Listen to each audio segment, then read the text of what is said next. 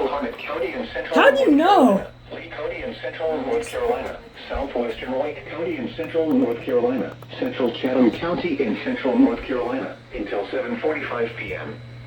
At 7:21 p.m., severe thunderstorms were located along a line extending from near Goldston to near Sedgwick to 14 miles east of Carthage, moving east at 15 miles per hour. Hazard, 60 miles per hour wind gusts. Source, radar indicated.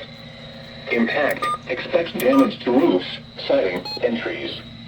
Locations impacted include Sanford, Pittsboro, Goldston, Holly Springs, Broadway, Crosswinds Boating Center, Lemon Springs, Crosswinds Campground, New Hill, and Gum Springs.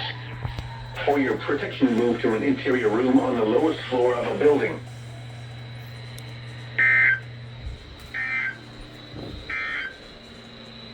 Flood advisory in effect until 9 p.m. this evening. What flooding caused by excessive rainfall is expected? Where? Oh, 100. It went off. Nope. It's dead. Bro, this thing went off twice. 9 p.m. Impacts, minor flooding, low-lying and poor. Interesting.